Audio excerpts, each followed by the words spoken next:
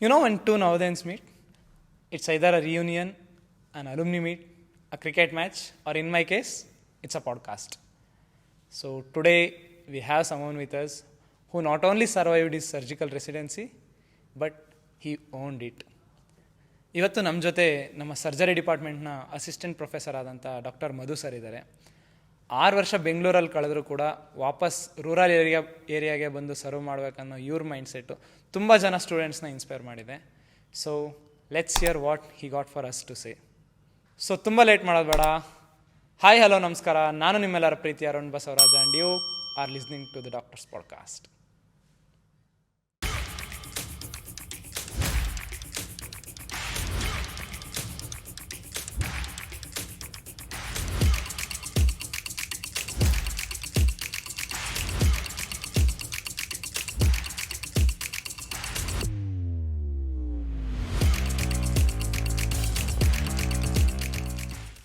Hello sir. Hi. ಇದು ನಾವು ಈ ಪಾಡ್ಕಾಸ್ಟ್ನ ಡಾಕ್ಟರ್ಸ್ಗೋಸ್ಕರ ಅಂತ ಶುರು ಮಾಡಿದ್ದು, but today is very special sir. ಯಾಕಂದರೆ ನೀವು ಡಾಕ್ಟರ್ ಅನ್ನೋದಕ್ಕಿಂತ it gives me an extra edge, because ನೀವು ಒಬ್ಬ ನವೋದಯನ್, ನಾನು ಒಬ್ಬ Navodayan. So it gives me a little confidence that I can speak to you as a younger brother ಅಂತ sir. So ನಿಮಗೂ ಗೊತ್ತಿರುತ್ತೆ sir how much it takes, ಎಷ್ಟು discipline ಇರುತ್ತೆ, ಎಷ್ಟು ರೆಸಿಲಿಯನ್ಸ್ ಇರುತ್ತೆ ಆ್ಯಸ್ ಅ ನವೋದಯನ್ ಅಂತ. ಆ್ಯಂಡ್ ನಿಮ್ಮ ಲೈಫ್ ಹೇಗಿತ್ತು ಸರ್? ನಿಮ್ಮ ನವೋದಯ ಲೈಫ್ ಹೇಗಿತ್ತು? ಹೇಗೆ ಹೋದ್ರಿ ಅಲ್ಲಿಗೆ? So before starting expressing my views, so I would like to thank you and your team for inviting me here. Thank you very much. Our pleasure sir. So ನಾವು ನವೋದಯ ಅಂದರೆ ಅದೊಂದು special feeling, ಅದೊಂದು ಅದ್ಭುತವಾದ ಅನುಭವ. ನಾವಲ್ಲಿ 7 ಇಯರ್ಸ್ನ ಸ್ಪೆಂಡ್ ಮಾಡಿರ್ತೀವಿ. ಅದು around from 11 years to 18 years. ನಮ್ಮ ಚೈಲ್ಡ್ಹುಡ್ ಮತ್ತು ಅಡಲ್ಟ್ಹುಡ್ ಎರಡೂ ಸಹ ಅಲ್ಲಿ ಸ್ಪೆಂಡ್ ಮಾಡಿರ್ತೀವಿ. ಮೋಸ್ಟ್ಲಿ ನಿಮಗೆ ಗೊತ್ತಿರುತ್ತೆ, ಯಾಕಂದರೆ ನೀವು ನವೋದಯ ಸ್ಟೂಡೆಂಟ್ ಆಗಿರೋದ್ರಿಂದ ಆ ಎಕ್ಸ್ಪೀರಿಯನ್ಸ್ನ ಎಕ್ಸ್ಪ್ರೆಸ್ ಮಾಡೋದಕ್ಕೆ I think words and sentences may fall short. ಆದ್ರೂ ಸಹ I would like to give brief about Navodaya experience. So ನಮಗೆ ಸಾಧನೆಗಳನ್ನ ಮಾಡಬೇಕು ಅಂತ ಹೇಳಿಕೊಟ್ಟಿದ್ದು ನವೋದಯ, ಜೀವನದಲ್ಲಿ ಗುರಿಗಳನ್ನ ಇಟ್ಕೋಬೇಕು ಅಂತ ಹೇಳಿದ್ದು ನವೋದಯ, ನಮ್ಮ ಮನಸ್ಸಲ್ಲಿ ಕನಸುಗಳನ್ನು ಬಿತ್ತಿದ್ದು Navodaya. Not only about academics, it was about sports, it was about character building. Even we have been exposed to cultural activities.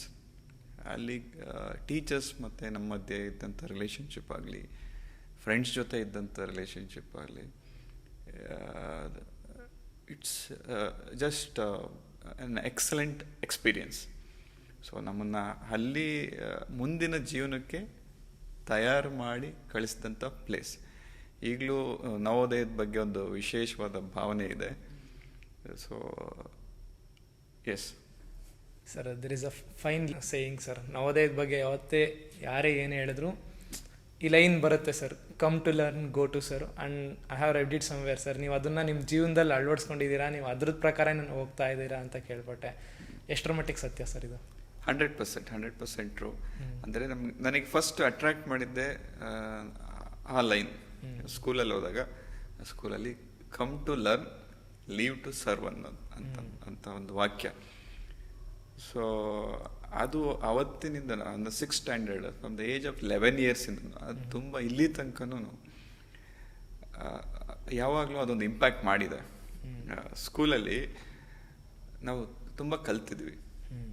ಹಾಗೆ ನಮಗೆ ಬರೀ ಕಲ್ತ್ಬಿಟ್ಟು ಹೋಗ್ಬಿಟ್ಟು ಸೊಸೈಟಿಗೆ, ಕಂಟ್ರಿಗೆ ಸರ್ವ್ ಮಾಡಿ ಅನ್ನೋವಂಥದ್ದು ಅಷ್ಟು ಪ್ರಿಪೇರ್ ಮಾಡಿ ಕಳಿಸಿರ್ತದೆ ನಮ್ಮ school. It was a system of teachers, system of friends, system of learning things. Sir, ಇನ್ನು ನವೋದಯದ ಬಗ್ಗೆ ಮಾತಾಡಿದ್ರೆ ದಿನ ಪೂರ್ತಿ ಮಾತಾಡಿದ್ರು ಮುಗಿಯಲ್ಲ. ಹೌದು, ಒಂದು ದಿನ ಸಾಕೋಗೋದಿಲ್ಲ, 2 ದಿನ ಸಾಕೋಗೋದಿಲ್ಲ, ಹೋಗ್ತಾನೆ ಇರ್ತದೆ ಅದು. ಓಕೆ ಸರ್, ನೀವು ಈ ನವೋದಯದಲ್ಲಿ ಇದ್ದಾಗಿಂದ, so how did that help to for you to become a doctor sir? ಅಲ್ಲಿಂದನೇ ನಿಮ್ಗೆ ಕನಸಿತ್ತಾ ಅಥವಾ ಮೊದಲಿಂದನೇ ನಿಮ್ಗೆ ಕನಸಿತ್ತಾ ಡಾಕ್ಟರ್ ಆಗಬೇಕು ಅನ್ನೋದು? ಇಲ್ಲ, ನಾನು ಡಾಕ್ಟರ್ ಆಗಬೇಕು ಅನ್ನೋದು ಚಿಕ್ಕ ವಯಸ್ಸಿಂದನೂ ಇತ್ತು. ಅಂದರೆ ಬಿಫೋರ್ ಗೋಯಿಂಗ್ ಟು ನವೋದಯ ನಂದು ಒಬ್ಬಂದೇ ಕನಸಾಗಿರಲಿಲ್ಲ ನಾನು ಡಾಕ್ಟರ್ ಆಗಬೇಕು ಅಂತೇಳಿ.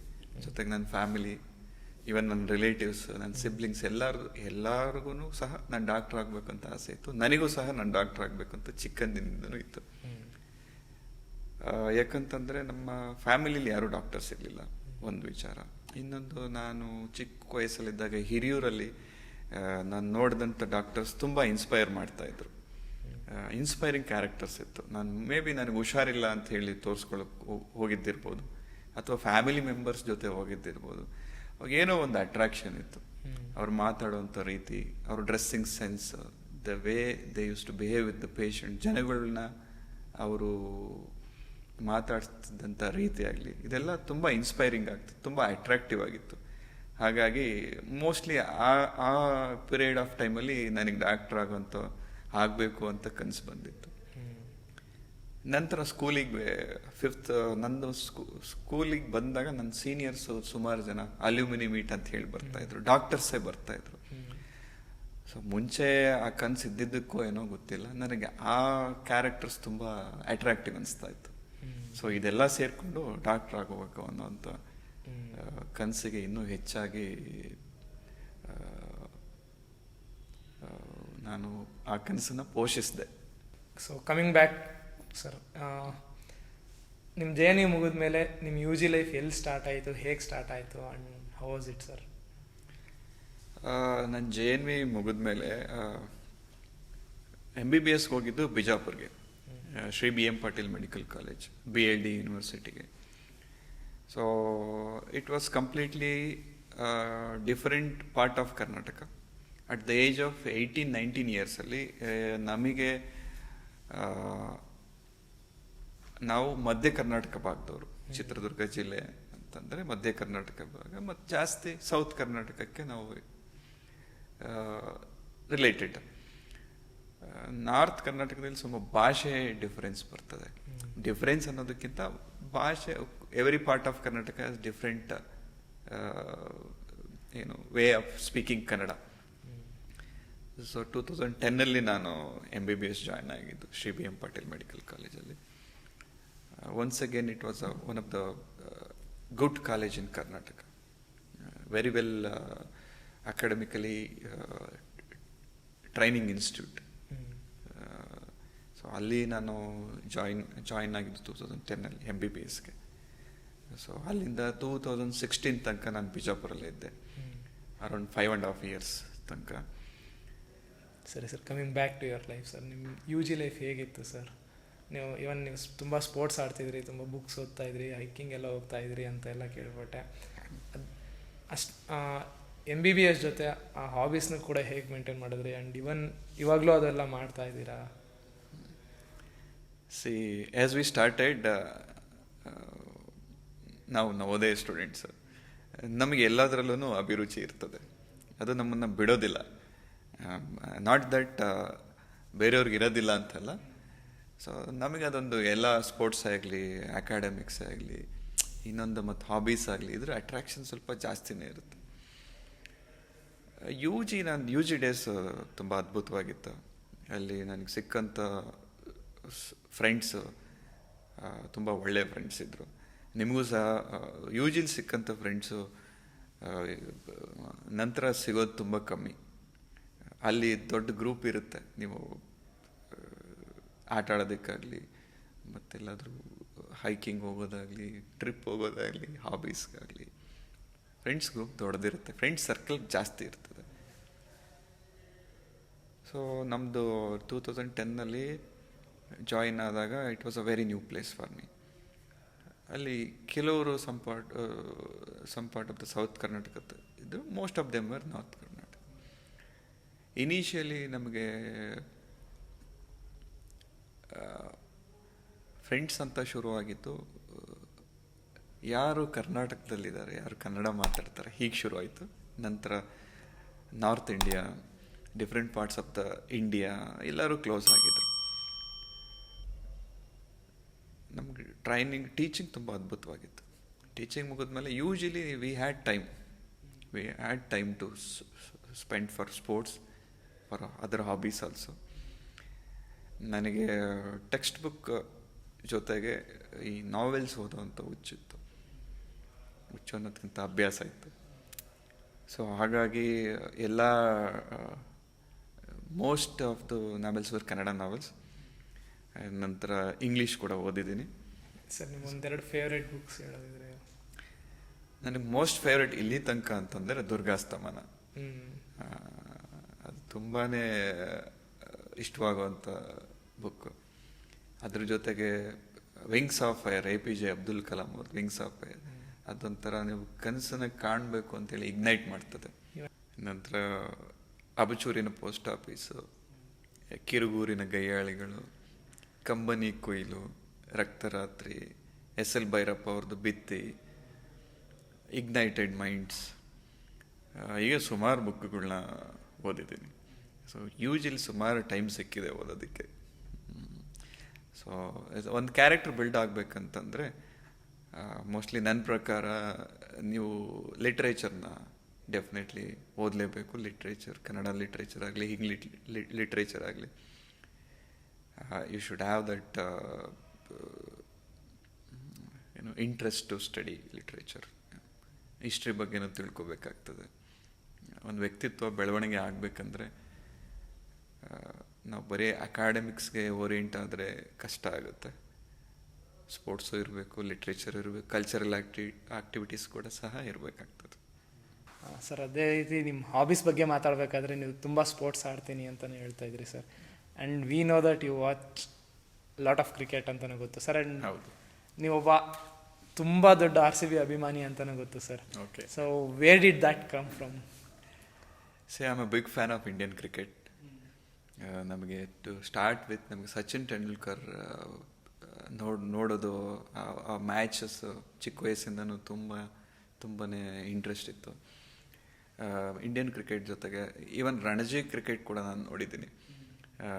ಮತ್ತು ಟೆಸ್ಟ್ ಕ್ರಿಕೆಟ್ ಮ್ಯಾಚಸ್ ಚಿನ್ನಸ್ವಾಮಿ ಸ್ಟೇಡಿಯಂಗೆ ಹೋಗಿ ನೋಡಿದ್ದೀನಿ. ಇಂಡಿಯನ್ ಒನ್ ಡೇ ಮ್ಯಾಚಸ್ ಹೋಗಿ ನೋಡಿದ್ದೀನಿ. ಸೊ ವಿಶೇಷವಾಗಿ RCB ನಮ್ಮ ಬೆಂಗಳೂರು ಟೀಮ್ ಅಂತ ಹೇಳಿ, ಬೆಂಗಳೂರು ಫ್ರ್ಯಾಂಚೈಸ್ ಅಂತ ಹೇಳಿ ತುಂಬ ಇಂಟ್ರೆಸ್ಟ್. ಅದರಲ್ಲೂ I am one of the big fan of Virat Kohli. So ನಮ್ಮದು RCB ಟೀಮ್ ಫಸ್ಟ್ ಸೀಸನಿಂದ ಹಿಡಿದು ಲಾಸ್ಟ್ ಸೀಸನ್ ತನಕನೂ, ಈಗ ಲಾಸ್ಟ್ ನಮ್ಮ RCB ಕಪ್ ಗೆದ್ದಾಗ, ಸೊ ನಾವು RCB ಫ್ಯಾನ್ಸೇ. ಆ ಬ್ಯಾಂಟರ್ ಇರ್ತಿತ್ತು ಸರ್ ನಿಮ್ಮ ಮತ್ತೆ ನಿಮ್ಮ ಫ್ರೆಂಡ್ಸ್ ಮಧ್ಯೆ ಸರ್? ಲೈಕ್ ಅವ್ರು ಬೇರೆ ಫ್ರಾಂಚೈಸ್ ಫ್ಯಾನ್ಸ್ ಇರ್ತಾರೆ, ನಾವು RCB ಫ್ಯಾನ್ಸ್ ಇರ್ತೀವಿ, ಹೊಡೆದಾಟ ಯಾವಾಗಲೂ ಇರುತ್ತಾರೆ. It was a friendly banter. It will be a friendly banter. Call ಮಾಡಿದ್ರ ಸರ್ ರೀಸೆಂಟಾಗಿ RCB ಕಪ್ ಗೆದ್ದಾಗ ಅವ್ರಿಗೆ? ಡೆಫಿನೆಟ್ಲಿ ಕಾಲ್ ಮಾಡಿ. ಇವನ್ ನಮ್ಮ ಜೊತೆಗಿದ್ದು UG ಟೈಮಿಂದನೂ, ನಮ್ಮ ಸ್ಕೂಲ್ ಟೈಮಿಂದನೂ RCB supporters and RCB against friendly banters ನಡೆದೇ ಇರುತ್ತೆ. ನಾನು ಕಾಲ್ ಮಾಡಿ ಎಲ್ಲರಿಗೂ ಮಾತಾಡಿ, ಎಲ್ಲ ಗ್ರೂಪ್ಸ್ ಎಲ್ಲ ನಾವು ಈ ಸತಿ ಕಪ್ ವಿನ್ ಆಗಿದ್ದೀವಿ ಅಂತಾನೆ, ಈ ಸಲ ಕಪ್ ನಮ್ಮದೇ ಅಂತಾನೆ ಎಲ್ಲ ಗ್ರೂಪ್ಸ್ ಎಲ್ಲ ಹಾಕೋದು, ಈ ಥರ ಎಲ್ಲ ಮಾಡಿದ್ದೀವಿ. ಸೊ ನಾನು RCB ಸುಮಾರು ಮ್ಯಾಚಸ್ನ ಸ್ಟೇಡಿಯಂ ಕೂಡ ಹೋಗಿ ನೋಡಿದ್ವಿ. ಸೊ ಕೆಲವು ಟೈಮ್ ಏನಾಗ್ತಿತ್ತು ಅಂದರೆ ಇದೊಂದು ಮ್ಯಾಚ್ ಗೆದ್ರೆ ಸಾಕು, ಈ ನಮ್ಮ ಫೇವ್ರೆಟ್ ಪ್ಲೇಯರ್ ಸ್ವಲ್ಪ ಚೆನ್ನಾಗಿ ಆಡಿದ್ರೆ ಖುಷಿ ಆಗುತ್ತೆ, ಆ ಥರ ಸಿಚುವೇಶನಿಂದನೂ ಇದೆ. ಬಟ್ ಲಾಸ್ಟ್ ಸೀಸನಲ್ಲಿ ತುಂಬ ಚೆನ್ನಾಗಿ ಆಡಿದ್ರು, ಆ್ಯಸ್ ಅ ಟೀಮ್ ಸಖತ್ತಾಗಿ ಆಡಿದ್ರು. ಎಮೋಷನ್ಸ್ ಕಾಣ್ತಲ್ಲ sir Virat Kohli. He started crying on the field. 18 ವರ್ಷದ ಎಮೋಷನ್ಸ್ ಒಂದೇ ಸಲ. ಹೌದು. ಸೊ ಇದೇ ಥರ ಇಂಡಿಯನ್ ಟೀಮ್ ಗೆದ್ದಾಗಲೂ, ವರ್ಲ್ಡ್ ಕಪ್ ಗೆದ್ದಾಗಲೂ ಖುಷಿಯಾಗಿದೆ. ಇದೇ ಥರ ಕರ್ನಾಟಕ ರಣಜಿ ಟೀಮ್ ಕೂಡ ಗೆದ್ದಾಗ್ಲೂ ಖುಷಿ ಇದೆ. RCBಗೆ ಸ್ವಲ್ಪ ವಿಶೇಷವಾದ ಪ್ರೀತಿ ಒಲವು ಇದ್ದೇ ಇದೆ. ಓಕೆ ಸರ್, ನಿಮಗೆ UG ಮಾಡ್ಬೇಕಾದ್ರೆ ಗೊತ್ತಿತ್ತ ಸರ್? ಲೈಕ್ ಸರ್ಜನ್ಸ್ ಲೈಫ್ ಯಾವಾಗಲೂ ಇಟ್ ಈಸ್ ಹೆಕ್ಟಿಕ್, ತುಂಬ ಕೆಲಸ ಇರ್ತದೆ, ಯಾವಾಗ ಕಾಲ್ ಬಂದರೂ ಹೋಗ್ಬೇಕಾಗುತ್ತೆ, post of care, pre of care ಅಷ್ಟೊಂದೆಲ್ಲ ಇರುತ್ತೆ ಅಂತ ನಿಮ್ಗೆ ಯೂಶಲಿ ಗೊತ್ತಿತ್ತ ಸರ್? ಯೂಶಲಿ ನಮ್ದು ಸರ್ಜರಿ ಪೋಸ್ಟಿಂಗ್ಸ್ ಬರ್ತದೆ ಸೆಕೆಂಡ್ ಇಯರಲ್ಲಿ.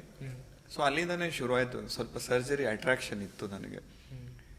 ಅಲ್ಲಿ ನಮ್ಮ ಪ್ರೊಫೆಸರ್ಸು ಅವ್ರು ನೋಡಿದ್ರೆ ಇನ್ಸ್ಪೈರಿಂಗ್ ಕ್ಯಾರೆಕ್ಟರ್ಸ್ ಇದ್ರು. ಜೊತೆಗೆ ಮೆಡಿಸಿನ್, ಜನರಲ್ ಮೆಡಿಸಿನ್ ಕೂಡ ನನಗೆ ಸ್ವಲ್ಪ ಒಲವು ಇತ್ತು ಜನರಲ್ ಮೆಡಿಸಿನ್ ಮೇಲೆ. ಸರ್ಜರಿಲಿ ಯಾರಿಗೆ ಸರ್ಜರಿ ನನಗೆ ಓದೋಕ್ಕೆ ಈಸಿ ಅನಿಸೋದು, ನೋಡೋಕ್ಕೆ ತುಂಬ ಚೆನ್ನಾಗಿ ಅನಿಸೋದು, ಜೊತೆಗೆ ಆಪರೇಷನ್ ಥಿಯೇಟ್ರ್ ಅಟ್ರಾಕ್ಷನ್ ಇತ್ತೇ ಇತ್ತು. ಸೊ ಮೆಡಿಸಿನ್ ಸರ್ಜರಿ ಅನ್ನೋದೊಂದು ಆ ಕಡೆ ಈ ಕಡೆ ಮನಸ್ಸು ಓಡಿದ್ದಿದೆ. ಬಟ್ ಫೈನಲಿ ನನಗೆ ಸರ್ಜರಿನೇ ಇಷ್ಟ ಆಯಿತು. ಸೊ ನಂತರ ಅಲ್ಲಿ ಕೆಲವರು ಪ್ರೊಫೆಸರ್ಸ್ ಇದ್ರು, ಡಾಕ್ಟರ್ ಅರವಿಂದ್ ಪಾಟೀಲ್ ಅಂತ, ಡಾಕ್ಟರ್ ತೇಜಸ್ವಿನಿ ಅಂತೇಳಿ, ಡಾಕ್ಟರ್ ಆನಂದ್ ಪಾಟೀಲ್ ಅಂತ, ಸರ್ಜರಿ ಡಿಪಾರ್ಟ್ಮೆಂಟಲ್ಲಿ. ಅವ್ರನ್ನ ನೋಡಿದ್ರೆ ಆದರೆ ಈ ಥರ ಸರ್ಜನ್ಸ್ ಆಗಬೇಕಪ್ಪ ಅಂತ ಅನಿಸಿದ್ದಿದೆ. ಕೆಲವು PG ಪೋಸ್ಟ್ ಗ್ರ್ಯಾಜುಯೇಟ್ಸ್ ಕೂಡ ನಮಗೆ ಇನ್ಸ್ಪೈರ್ ಮಾಡಿದ್ದಿದೆ. ಹಾಗೆ ಸರ್ಜರಿ ಡಿಪಾರ್ಟ್ಮೆಂಟಲ್ಲಿ ಕೆಲಸ ಮಾಡುವಾಗ ಪೇಷಂಟ್ಸ್ ನಮ್ಮನ್ನು ಅಪ್ರಿಷಿಯೇಟ್ ಮಾಡಿದಾಗ ಪೇಷಂಟ್ ಕಡೆಯಿಂದನೂ ಸಹ ಸರ್ಜನ್ ಆಗಬೇಕು ಅನ್ನೋ ಉತ್ತೇಜನ ಸಿಕ್ಕಿದ್ದಿದೆ. Why not medicine sir? ಯಾಕೆ ಮೆಡಿಸಿನ್ ಬಿಟ್ಟು ಸರ್ಜರಿ ಚೂಸ್ ಮಾಡಿದ್ದು? ಸರ್ ಮೆಡಿಸಿನ್ ಅಂತಂದರೆ ನನಗೆ ಒಂದು ಪರ್ಸೆಪ್ಷನ್ ಇತ್ತು ಆ ಏಜಲ್ಲಿ, ಅರೌಂಡ್ 20 to 24 ಇಯರ್ಸ್ ಆಫ್ ಏಜಲ್ಲಿ ನನಗೊಂದು ಪರ್ಸೆಪ್ಷನ್ ಇತ್ತು. ಮೆಡಿಸಿನ್ ಅಂತಂದರೆ ನಮಗೆ ಮುಗಿಸಿದ ಮೇಲೆ ಸೆಟ್ಲ್ ಆಗೋದು ತುಂಬ ಈಸಿ. ಸರ್ಜರಿ ಅಂತಂದರೆ ಕಷ್ಟ ಆಗ್ತದೆ. ನಾವು ಒಂದು ಆಪ್ರೇಷನ್ ಥಿಯೇಟ್ರ್ ಬಿಲ್ಡ್ ಮಾಡಬೇಕು, ತುಂಬ ಲಾಜಿಸ್ಟಿಕ್ಸ್ ಬೇಕು, ತುಂಬ ದುಡ್ಡು ಖರ್ಚು ಮಾಡಬೇಕಾಗ್ತದೆ. ಆಮೇಲೆ ಕಲಿಯೋ period of time, learning curve is more. ಆ ಟೈಮ್ ತೊಗೊಳ್ಳೋವಂಥ ಟೈಮ್ ತುಂಬ ಜಾಸ್ತಿ ತೊಗೊಳುತ್ತೆ. I am a middle class family boy. ಇದೆಲ್ಲದು ನನ್ನಿಂದ ಸಾಧ್ಯನಾ? ಅದಕ್ಕಿಂತ ಬೆಟರ್ ಮೆಡಿಸಿನ್ ತೊಗೊಂಡ್ಬಿಟ್ಟು ಪೋಸ್ಟ್ ಗ್ರ್ಯಾಜುಯೇಷನ್ ಜನರಲ್ ಮೆಡಿಸಿನ್ ಮಾಡಿಬಿಟ್ಟು ಈಸಿ ಟು ಸೆಟ್ಲ್ ಅನ್ನೋ ಭಾವನೆ ಇತ್ತು. ನಾನು ಯಾವುದೇ ಡಿಪಾರ್ಟ್ಮೆಂಟ್ಸ್ ಬಗ್ಗೆ ಏನು ಬೇರೆ ಥರ ಹೇಳ್ತಾ ಇಲ್ಲ. ನಮ್ಮ ಮೆಡಿಸಿನಲ್ಲಿ ಎಲ್ಲ ಡಿಪಾರ್ಟ್ಮೆಂಟ್ಸ್ ಚೆನ್ನಾಗಿದೆ, ತುಂಬ ಚೆನ್ನಾಗಿದೆ. ನನಗೆ ಇಂಟ್ರೆಸ್ಟ್ ಬಂದಿದ್ದು ಸರ್ಜರಿ, ಆ ಭಾವನೆ ಇತ್ತು. ಬಟ್ ಆಮೇಲೆ ನಂತರ ಬಂದು PG ಪ್ರಿಪ್ರೇಷನ್ ಮಾಡಿದಾಗ ಆವಾಗಲೂ ಸಹ ನನಗೆ ಜನರಲ್ ಮೆಡಿಸಿನ್ ಸೀಟ್ ಸಿಗ್ತಾ ಇತ್ತು, but which was at a higher fees. General surgery seat was in MS Ramaiah Medical College, which was government seat, and again which was government seat in private medical college. ಅಲ್ಲಿ fees ಸ್ವಲ್ಪ ಕಡಿಮೆ ಇತ್ತು. So ಹಾಗಾಗಿ ಮತ್ತೆ ಯೋಚನೆ ಮಾಡಿದೆ ನಾನು, so what to do ನಾವು ಅಂತ ಮತ್ತೆ ಗೊಂದಲಕ್ಕೆ ಬಿದ್ದೆ ನಾನು. ಫೈನಲಿ ನನಗೆ UGಲೆಲ್ಲ ಸರ್ಜರಿ ಇಷ್ಟ ಆಗ್ತಿತ್ತಲ್ಲ, ಓದೋದಕ್ಕೆ ಈಸಿ ಅನ್ನಿಸ್ತಾ ಇತ್ತಲ್ಲ. ಸೊ ಯಾವುದು ಈಸಿ ಅನಿಸುತ್ತೋ ಅದನ್ನು ತಗೊಂಡ್ಬಿಟ್ಟು ಮುಂದುವರಿಯೋದು ಒಳ್ಳೆಯದು ಅಂತ ಹೇಳಿ ನಾನು ಸರ್ಜರಿ ತಗೊಂಡೆ. ಮೀ ಇವಾಗ ಇಂಟರ್ನ್ಶಿಪ್ ಸ್ಟಾರ್ಟ್ ಆದಮೇಲಿಂದ ನನ್ನ ಮೆಡಿಸಿನ್ ಪೋಸ್ಟಿಂಗು ಆಯಿತು ಸರ್, ಸರ್ಜರಿ ಪೋಸ್ಟಿಂಗ್ ಕೂಡ ಆಯಿತು sir. Before starting internship I always wanted to be a surgeon sir, ಸರ್ಜನ್ನೇ ಆಗಬೇಕು ಅಂತ ನನ್ನ ಮನಸ್ಸಲ್ಲಿತ್ತು. ಮತ್ತು ಇಂಟರ್ನ್ಶಿಪ್ ಸ್ಟಾರ್ಟ್ ಆದಾಗಿಂದ I met a really cool personality sir, doctor Kalavathi madam ಅಂತ ಡಿಸ್ಟಿಕ್ ಹಾಸ್ಪಿಟಲಲ್ಲಿ ಜನರಲ್ ಮೆಡಿಸಿನಲ್ಲಿ. She really inspired me sir. ಅವ್ರನ್ನ ನೋಡಿದ್ಮೇಲೆ ನನಗೆ ಆದರೆ ಈ ಥರ ಫಿಸಿಷಿಯನ್ ಆಗಬೇಕು ಅಂತ ಅನಿಸಿತ್ತು sir. And before starting surgery postings medicine posting ಇತ್ತು. ಆ ಮೆಡಿಸಿನ್ ಪೋಸ್ಟಿಂಗಲ್ಲಿ ನನ್ನ ಮನ್ಸು ಪೂರ್ತಿ ಚೇಂಜ್ ಆಗೋಯ್ತು ಸರ್ ಅವ್ರು ನೋಡಿದ್ಮೇಲೆ. ಸರ್ಜರಿಯಿಂದ ಮೆಡಿಸಿನ್ ಕಡೆ ಒಲವು ಜಾಸ್ತಿ ಹೋಗ್ತಾ ಇತ್ತು. ಆ್ಯಂಡ್ ನೀವು ನನಗೆ ಸರ್ಜನ್ ಆಗಬೇಕು ಅಂತ ಮೋಟಿವೇಟ್ ಮಾಡಬೇಕು ಅಂದರೆ ಒಂದೆರಡು ಮೂರು ಏನಾದ್ರು ಟಿಪ್ಸ್ ಹೇಳೋದಿದ್ರೆ what are they? See, again, we cannot force anybody to do anything. It's always individual interest and individual perception. So ನಮಗೆ ಏನಾದರೂ ಒಂದು ಇಗ್ನೈಟ್ ಮಾಡಬೇಕು.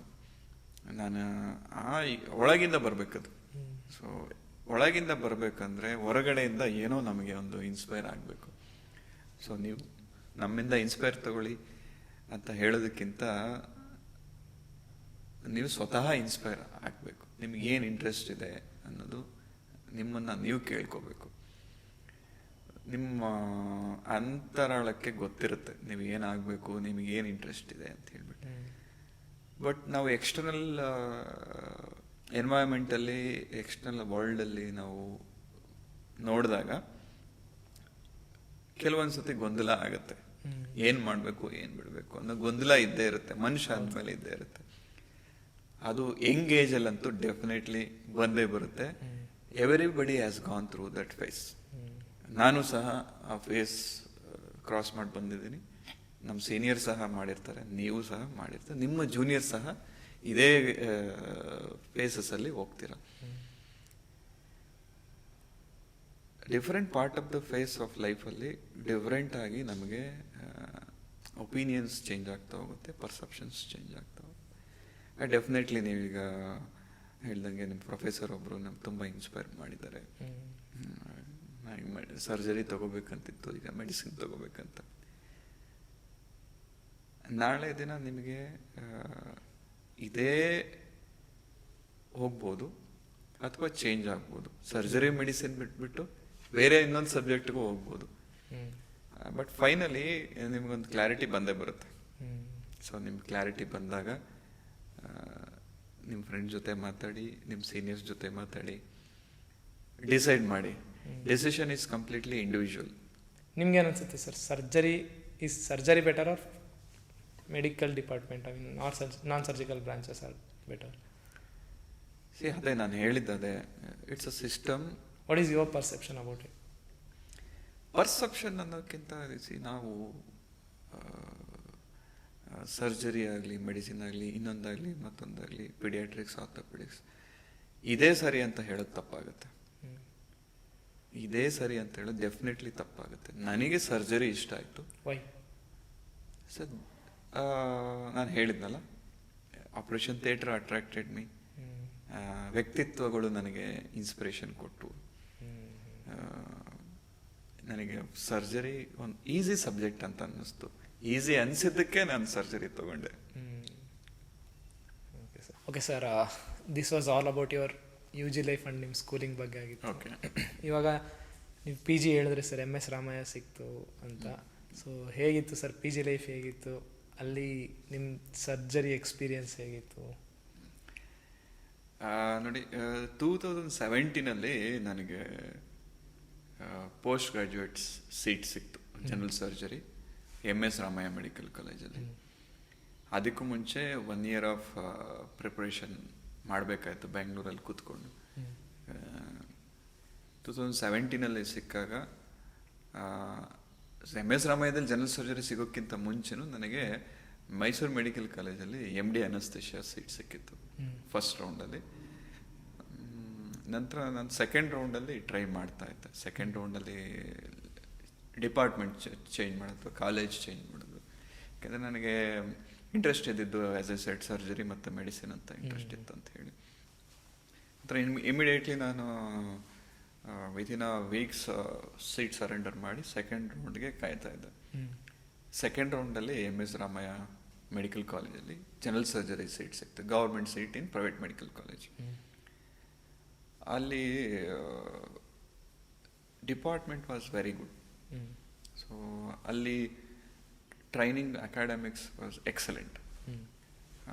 ಮತ್ತು ಅಡ್ವಾನ್ಸ್ ಲರ್ನಿಂಗ್ ಸೆಂಟರ್ ಅಂತ ಹೇಳಿ ಅಲ್ಲೊಂದು ಸಪ್ರೇಟ್ ಡಿಪಾರ್ಟ್ಮೆಂಟ್ ಇದೆ. ಅಲ್ಲಿ ನಮಗೆ ಸರ್ಜಿಕಲ್ ಸ್ಕಿಲ್ಸ್ನ ಟೀಚ್ ಮಾಡೋರು. ನಂತರ ಒಳ್ಳೊಳ್ಳೆ ಸರ್ಜನ್ಸ್ ಇದ್ರು, ತುಂಬ good surgeons. They were all sub specialities ಕೂಡ ಎಲ್ಲದು ಇತ್ತು.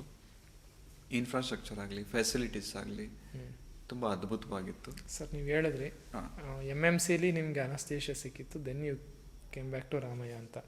So MS Ramaiah is a private college and Mysuru medical college is a government college sir, and it has its own separate history. ಅದಕ್ಕೊಂದು reputation ಕೂಡ ಇದೆ ಸರ್. ಸೊ ಅಷ್ಟೊಳ್ಳೆ college ಬಿಟ್ಟು ಬಂದ್ರಿ ಅಲ್ಲ sir. So is it really important ನೀವು PG ಯಾವ ಬ್ರಾಂಚಲ್ಲಿ ಮಾಡ್ತಾ ಇದ್ದೀರಾ ಅನ್ನೋದು ಇಂಪಾರ್ಟೆಂಟಾ, ಅಥವಾ ಯಾವ ಕಾಲೇಜಲ್ಲಿ ಮಾಡ್ತಾ ಇದ್ದೀರಾ ಅನ್ನೋದು ಇಂಪಾರ್ಟೆಂಟಾ ಸರ್? ಸೊ ನನ್ನ ಉದ್ದೇಶ ಏನಿತ್ತು ಅಂತಂದರೆ, ನಾನು ಜಾಸ್ತಿ ಟೈಮ್ನ ವೇಸ್ಟ್ ಮಾಡೋದು ಬೇಡ. ಇಷ್ಟಪಟ್ಟಿದ್ದು ಸರ್ಜರಿ, ನಂತರ ಸೆಕೆಂಡ್ ಪ್ಲೇಸಲ್ಲಿ ಮೆಡಿಸಿನ್ ಇತ್ತು. ಇಷ್ಟಪಟ್ಟಿದ್ದು ಸಿಕ್ಕರೆ well and good, you put your efforts to get whatever you want. ಸಿಕ್ಕಿಲ್ಲ ಅಂತಂದರೆ ಏನು ಸಿಕ್ಕಿದೆಯೋ ಅದನ್ನು ಇಷ್ಟಪಟ್ಟು ಮಾಡೋಣ ಅನ್ನೋದೊಂದು ಭಾವನೆ ಇತ್ತು. ಹಾಗಾಗಿ ಈ MMCಲಿ ಸಿಕ್ಕಿದ ಸೀಟ್ನ ಬಿಡಬಾರ್ದು ಅನ್ನೋದೊಂದು ಮನಸ್ಸಲ್ಲಿತ್ತು. It's okay, anaesthesia is also very good department, very good subject ಅಂತ ಹೇಳಿ ನಾನು ಜಾಯಿನ್ ಆದಮೇಲೆ ನನಗೆ ಸೀಟ್ ಮೆಟ್ರಿಕ್ಸ್ ಸೆಕೆಂಡ್ ರೌಂಡಲ್ಲಿ ಸಿಗೋ ಚಾನ್ಸ್ ಇದೆ ಅನ್ನೋದು ಗೊತ್ತಾಯಿತು. ನಿಮಗೂ ಸಹ ಮುಂದೆ ಅದು ಪ್ರೊಸೆಸ್ಸಲ್ಲಿ ಹೋದರೆ ಗೊತ್ತಾಗ್ತದೆ. ಹಾಗಾಗಿ ನಾನು ಇಷ್ಟಪಟ್ಟಿದ್ದು ಮತ್ತೆ ಸಿಗ್ತಾ ಇದೆಯಲ್ಲ ಅಂಥೇಳಿ ಅದನ್ನು ಸರೆಂಡರ್ ಮಾಡಿಬಿಟ್ಟು ಸೀಟ್ ಸರೆಂಡರ್ ಮಾಡಿ ನಾನು ಸೆಕೆಂಡ್ ರೌಂಡ್ ಕೌನ್ಸಿಲಿಂಗಿಗೆ ಬಂದೆ. You think branch is important sir, ಯಾವ ಬ್ರಾಂಚಲ್ಲಿ ಮಾಡ್ತಾ ಇದ್ದೀರಾ ಅನ್ನೋದು. ಅಗೇನ್ ನಿಮ್ಗೆ ಯಾವುದ್ರಲ್ಲಿ ಇಂಟ್ರೆಸ್ಟ್ ಇದೆ ಅನ್ನೋದು ಇಂಪಾರ್ಟೆಂಟ್ ಆಗುತ್ತೆ. ಕಾಲೇಜ್ ಮತ್ತು ಬ್ರಾಂಚ್ ಮಧ್ಯೆ ಕಂಪ್ಯಾರಿಸನ್ ಬಂದರೆ what will you choose sir, college ಅಥವಾ ಬ್ರಾಂಚ್? ಯಾವಾಗ್ಲೂ ನಾವು ಯಾವತ್ತೂ ಈ ಥರ ಕಾಲೇಜ್ ಬೇಕು, ಇದೇ ಕಾಲೇಜ್ ಬೇಕು ಅಂತೇಳಿ ನಾವು ಪ್ಲ್ಯಾನ್ ಮಾಡೇ ಇರಲ್ಲ. ನಿಮಗೆ ನೀವು ಯಾವಾಗಲೂ ಇಷ್ಟಪಡೋದು ನಿಮಗೆ ಇಂಟ್ರೆಸ್ಟ್ ಇರೋ subject. I think according to my opinion ನೀವು ಇಷ್ಟಪಟ್ಟಿರೋ branch is important. Okay sir, please continue sir. ನಂತರ ನಾವು ಥೀಸಿಸ್ ಮಾಡೋಕ್ಕೂ ಮುಂಚೆ ನಾವು ಸಿನಾಪ್ಸಿಸ್ ಸಬ್ಮಿಟ್ ಮಾಡಬೇಕಾಗುತ್ತೆ. ಒಂದು ಟಾಪಿಕ್ ತಗೊಂಡ್ಬಿಟ್ಟು ಈಗ ನಾನು ಟಾಪಿಕ್ ಸರ್ಚ್ ಮಾಡುವಾಗ ನನ್ನ ಗೈಡ್ ಇದ್ದಿದ್ದು ಡಾಕ್ಟರ್ ರುದ್ರೇಶ್ ಅಂತೇಳಿ. ಈ was a general and laparoscopic surgeon. Again ಈ ವಾಸ್ ಅ ಎಕ್ಸಲೆಂಟ್ ಸರ್ಜನ್. ನಂತರ ನನ್ನ ಕೋ ಗೈಡ್ ಇದ್ದಿದ್ದು ಡಾಕ್ಟರ್ ಅರವಿಂದ್ ಕಪಾಲಿ ಅಂತ ಹೇಳಿ. He was a surgical oncologist. He was a very good surgical oncologist. ನಾನು ಸುಮಾರು ಟಾಪಿಕ್ಸ್ನ ಹುಡುಕುವಾಗ ನನಗೆ ಡಾಕ್ಟರ್ ಅರವಿಂದ್ ಕಪಾಲಿ ಅವರು ಸಜೆಸ್ಟ್ ಮಾಡಿದ್ರು. ಸೊ ಟಾಪಿಕ್ ಸಜೆಸ್ಟ್ ಮಾಡಿದ್ರು. ಆ ಟಾಪಿಕ್ ಹೆಸರು post resection mucosal margin shrinkage in buccal mucosal tumour, quantification and significance ಅಂತಂದರೆ ಸಿಂಪಲ್ ವರ್ಡ್ಸ್ ಆಗಿ ಹೇಳಬೇಕಂದ್ರೆ ಬಕ್ಕಲ್ ಮ್ಯೂಕೋಸಲ್ ಕ್ಯಾನ್ಸರ್ ಇರ್ತದೆ, ಅದನ್ನು ಇಷ್ಟು ಮಾರ್ಜಿನ್ ಅಂತ ಹೇಳ್ಬಿಟ್ಟು ನೆಗೆಟಿವ್ ಮಾರ್ಜಿನ್, ಟ್ಯೂಮರ್ ರಿಸೆಕ್ಟ್ ಮಾಡೋದ್ರ ಜೊತೆಗೆ ನೆಗೆಟಿವ್ ಮಾರ್ಜಿನ್ ಸಹ ಇರಬೇಕು. ಸೊ ಆ ಮಾರ್ಜಿನ್ನ ರಿಸೆಕ್ಟ್ ಮಾಡಿಬಿಟ್ಟು tumour with negative margin resect ಮಾಡಿಬಿಟ್ಟು ನಾವು ಪ್ರೊಸೆಸ್ಗೆ ಮಾಡೋಕ್ಕೆ ಕಳಿಸ್ತೀವಿ. ಇಸ್ಟೋಪ್ಯಾಥಾಲಜಿಕಲ್ ಎಕ್ಸಾಮಿನೇಷನ್ಗಿಂತ ಮುಂಚೆ ಪ್ಯಾಥಾಲಜಿ ಲ್ಯಾಬ್ಗೆ. ಸೊ ಅಲ್ಲಿ 24 hours ಫಿಕ್ಸೇಷನ್ ಆಗ್ತದೆ. ಫಾರ್ಮಲಿನಲ್ಲಿ ಫಿಕ್ಸೇಷನ್ ಮಾಡ್ತಾರೆ. ಆಗ ಅದು ಶ್ರಿಂಕೇಜ್ ಆಗುತ್ತೆ, ಶ್ರಿಂಕೇಜ್ ಆಫ್ ಮಾರ್ಜಿನ್ಸ್. ಸೊ ಇಲ್ಲಿ ನಾವು ರಿಸೆಕ್ಟ್ ಮಾಡುವಾಗ ಇಷ್ಟು ಅಂತ ರಿಸೆಕ್ಟ್ ಮಾಡಿರ್ತೀವಿ. ನಂತರ ಅಲ್ಲಿ ರಿಪೋರ್ಟ್ ಬರುವಾಗ ಇಷ್ಟು ಕಡಿಮೆ ಆಗಿದೆ ಡೆಫಿನೆಟ್ಲಿ ಶ್ರಿಂಕ್ ಆಗುತ್ತೆ. ಸೊ ಈ ಡಿಸ್ಕ್ರಿಪೆನ್ಸಿದು ಏನು ಸಿಗ್ನಿಫಿಕೆನ್ಸ್ ಆ್ಯಂಡ್ ಕ್ವಾಂಟಿಫಿಕೇಶನ್ ಮಾಡಬೇಕು. ಸೊ ಅಲ್ಲಿ ತನಕ ನಾನು ಎಲ್ಲೂ ಈ ಥರ ಸ್ಟಡೀಸ್ ಆಗಿರಲಿಲ್ಲ. It was completely new topic. ಲಿಟ್ರೇಚರಲ್ಲಾಗಲಿ ಯಾವುದೇ ಆರ್ಟಿಕಲ್ಸ್ ಆಗಲಿ ಇದು ಇರಲಿಲ್ಲ. ಸೊ ಇದನ್ನು ನೀನು ಮಾಡಬೇಕು ಅಂತ ನನಗೆ ನನ್ನ ಗೈಡು ಮತ್ತು ಕೋ ಗೈಡ್ ಸಜೆಸ್ಟ್ ಮಾಡಿದ್ರು. ಸೊ ಅಲ್ಲಿ ತನಕ ಟಾಟಾ ಮೆಮೋರಿಯಲಲ್ಲಿ ಕಂಬೈನ್ಡ್ ಸ್ಟಡಿ ಆಗಿತ್ತು. ಕಂಬೈನ್ಡ್ ಸ್ಟಡಿ ಅಂದರೆ not only buccal mucosa, it was tongue, oral cavity, tongue, gingivo buccal sulcus, buccal cavity ಎಲ್ಲದೂ ಇತ್ತು, ಪ್ಯಾಲೆಟ್ ಇದೆಲ್ಲ ಇತ್ತು. ನಂತರ ರೆಕ್ಟಲ್ ಕ್ಯಾನ್ಸರ್ಸ್ ಕೂಡ ಆಗಿತ್ತು. ಇದು ಕಂಪ್ಲೀಟ್ಲಿ ನ್ಯೂ ಟಾಪಿಕ್. ಅಂದರೆ ಎಲ್ಲದನ್ನು ಹೊಸದಾಗಿ ಶುರು ಮಾಡಬೇಕಿತ್ತು. ಫಸ್ಟ್ ಸ್ಟಡಿ ಅದು ತುಂಬ ಅದ್ಭುತವಾಗಿ ಬಂತು. ಅದು ನಾನೊಬ್ಬನೇ ಮಾಡಿದ್ದಲ್ಲ, ನನ್ನ ಗೈಡ್, ಕೋ ಗೈಡ್ ಆಗಲಿ, ನನ್ನ ಫ್ರೆಂಡ್ಸ್ ಆಗಲಿ, ಸರ್ಜಿಕಲ್ ಆಂಕೋಲಜಿ ಡಿಪಾರ್ಟ್ಮೆಂಟ್ ಆಗಲಿ, ಜನರಲ್ ಸರ್ಜರಿ ಡಿಪಾರ್ಟ್ಮೆಂಟ್, ನಂತರ ಪ್ಯಾಥಾಲಜಿ ಡಿಪಾರ್ಟ್ಮೆಂಟ್ಸ್, ಸೊ ಎಲ್ಲದೂ ಸೇರಿ ಮಾಡಿದ್ದು ತುಂಬ ಚೆನ್ನಾಗಿ ಬಂತು.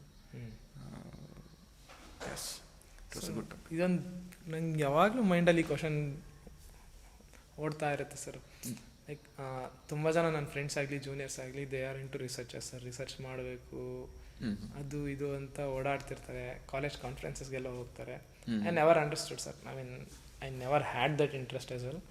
ಯಾಕೆ ಸರ್ ರಿಸರ್ಚರ್ಸ್ ಯಾಕೆ ಮಾಡ್ತಾರೆ? ಅದು ಪರ್ಸ್ನಲ್ ಇಂಟ್ರೆಸ್ಟಿಂದನ ಅಥವಾ ಅವ್ರ CV ಬಿಲ್ಡ್ ಮಾಡ್ಕೋಬೇಕಂತ ಮಾಡ್ತಾರಾ? So why is that? ನೀವು ಸ್ವಲ್ಪ ಐ ಥಿಂಕ್ ಮಿಸ್ಕನ್ಸೆಪ್ಷನ್ ಮಾಡ್ಕೊಂಡಿದ್ದೀರಾ. ಮೂಲ ಉದ್ದೇಶ ಏನಿರುತ್ತೆ ರಿಸರ್ಚಲ್ಲಿ? ಮೂಲ ಉದ್ದೇಶ not only about you, not only about department, not only about teachers.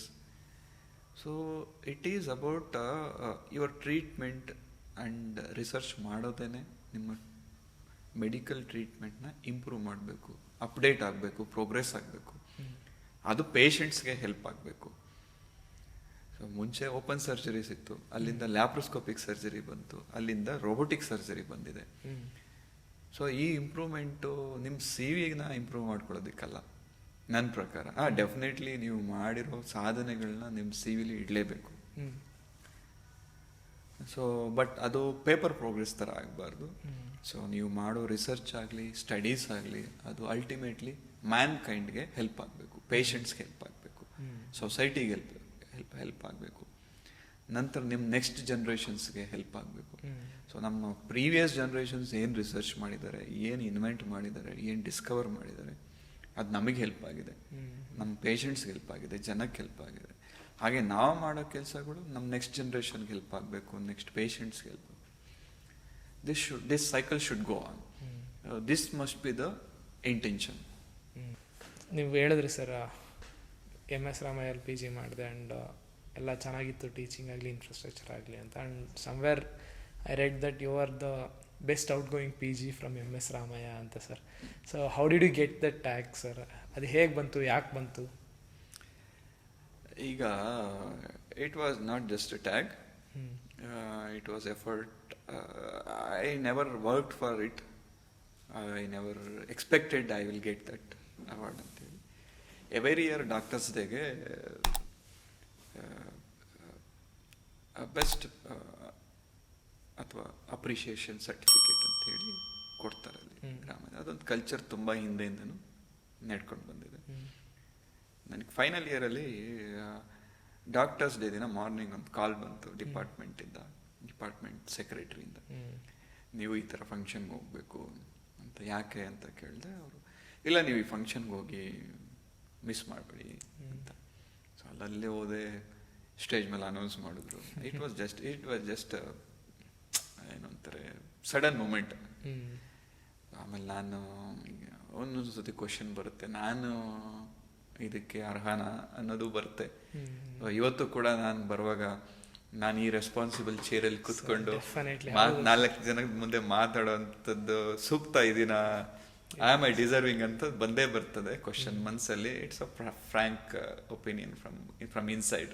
Sir ಇದೀರಾ ಸರ್, ನಾನು ಹೇಳದ್ನಲ್ಲ ಸರ್ ಎಪಿಸೋಡ್ ಸ್ಟಾರ್ಟ್ ಆಗಬೇಕಾದ್ರೆ, like you inspired a lot of people sir. ನಿಮ್ಮ ಯಂಗರ್ ಜನ್ರೇಷನ್ನ ಇವಾಗಲೂ ಇನ್ಸ್ಪೈರ್ ಮಾಡ್ತಾನೆ ಇದ್ದೀರಾ ಸರ್.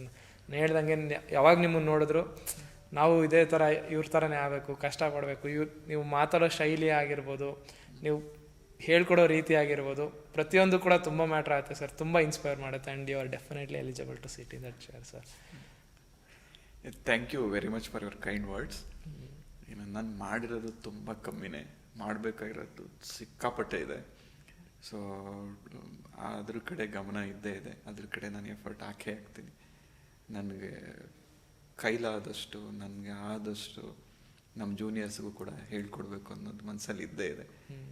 ನಮ್ಮ ಸ್ಟೂಡೆಂಟ್ಸ್ಗೆ ಹೇಳ್ಕೊಡ್ಬೇಕು ಅನ್ನೋದು ಇದ್ದೇ ಇದೆ. Definitely I will do that. Okay sir. So sir, ನೀವು MS ರಾಮಯ್ಯನ MS ರಾಮಯ್ಯಲ್ಲಿ ಬೆಂಗಳೂರಲ್ಲಿ PG ಮಾಡಿದ್ರಿ. ಅದಕ್ಕಿಂತ ಮುಂಚೆ 1 ವರ್ಷ ಬೆಂಗಳೂರಲ್ಲಿ ಪ್ರಿಪ್ರೇಷನ್ ಮಾಡ್ತಾಯಿದ್ರಿ. ಸೊ ಬೆಂಗಳೂರಿಗೆ ಅಡ್ಜಸ್ಟ್ ಆಗಿರ್ತೀರ ಸರ್? ಆ 4 ಇಯರ್ಸಲ್ಲಿ ಬೆಂಗಳೂರಲ್ಲಿದೆ ಅಂದರೆ will get use to it. For example, ನಾನು ತುಂಬ ಜನ ನೋಡಿದ್ದೀನಿ ಸರ್, ಬೆಂಗಳೂರಲ್ಲಿ ಓದಿರೋರು they like Bengaluru sir, because it is good, it is beautiful ಎಲ್ಲ ಇದೆ. ಬಟ್ ನಿಮಗೆ ಬೆಂಗಳೂರು ಬಿಟ್ಟು ಮತ್ತೆ ವಾಪಸ್ ನಿಮ್ಮೂರಿಗೆ ಬಂದು ಸೆಟ್ಲ್ ಆಗಬೇಕು, ಇಲ್ಲೇ ನಾನು ಟ್ರೀಟ್ಮೆಂಟ್ ಮಾಡಬೇಕು, ಇಲ್ಲೇ ಸರ್ವಿಸ್ ಕೊಡಬೇಕು ಅಂತ ಯಾಕೆ ಅನ್ನಿಸ್ತು ಸರ್? ಟ್ರೂ, ನೀವು ಹೇಳಿದ ನಿಜ. ಬೆಂಗಳೂರಲ್ಲಿ 6 ಮಂತ್ಸ್ ಕಳೆದ್ರು ಕೂಡ 6 ಮಂತ್ಸ್ ಆದಮೇಲೆ ನಿಮ್ಗೆ ಬೆಂಗಳೂರು ಬಿಟ್ಟು ಬರೋಕ್ಕಾಗೋದಿಲ್ಲ.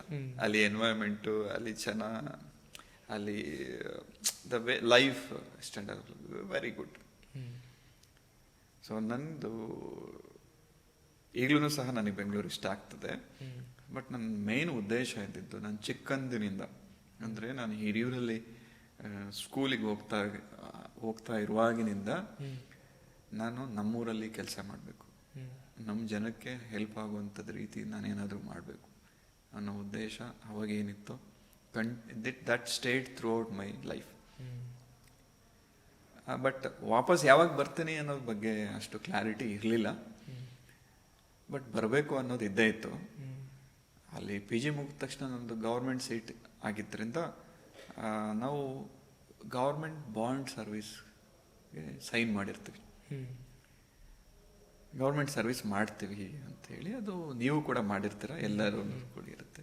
ಆ ಪಾರ್ಟ್ ಆಫ್ ದಟ್ ಸರ್ವಿಸ್ ನಾನು ಅಲ್ಲಿಂದ ವಿಮ್ಸ್ ಬಳ್ಳಾರಿಗೆ ಹೋದೆ ಸೀನಿಯರ್ ರೆಸಿಡೆನ್ಸಿ ಮಾಡೋದಕ್ಕೆ.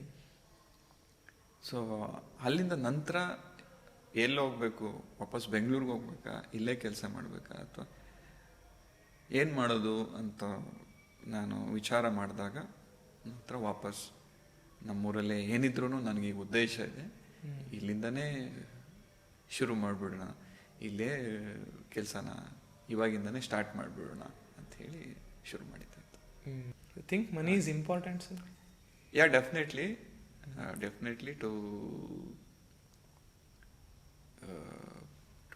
to have good life and to give good care to the patients. And for every part of life, every phase of life requires good amount of. To what extent sir? Like ಒಬ್ಬ doctor ದುಡ್ಡಿನ ಬಗ್ಗೆ ಯೋಚನೆ ಮಾಡ್ತಾ ಇದ್ದಾರೆ ಅಂದರೆ definitely people need money. And being a doctor ನಾನು ಯಾವ extent ತನಕ ಮನಿ ನನಗೆ ಬೇಕು ಅಂತ ಯೋಚನೆ ಮಾಡಬೇಕು sir? There is no limit. It's again depends on individual perception. I feel like that. ಈಗ ನೀವು ನವೋದಯ ಸ್ಟೂಡೆಂಟ್ ಆಗಿದ್ರು, ನೀವು ಒಂದು ಒಳ್ಳೆ ಕಾಟ್ ಕೊಟ್ರು ಮಲಗ್ತೀರಾ, ನೀವು ಒಂದು ಚಾಪೆ ಕೊಟ್ರು ಅದ್ರ ಮೇಲೆ ಸೊಂಪಾಗಿ ನಿದ್ದೆ ಮಾಡ್ತೀರಾ. ಬೇರೆಯವ್ರು ಮಾಡಲ್ಲ ಅಂತ ಹೇಳ್ತಿಲ್ಲ, ನಿಮಗೆ ಅರ್ಥ, ನೀವು ಕ್ವಶನ್ ಕೇಳ್ತಿದ್ದೀರಾ, ನಾನು ನಿಮಗೆ ಅರ್ಥ ಮಾಡಿಸ್ಬೇಕಂದ್ರೆ ಈ ರೀತಿ ಹೇಳ್ಬೋದು. ಸೊ ಹಾಗೆ ಮನಿನೂ ಅಷ್ಟೇ.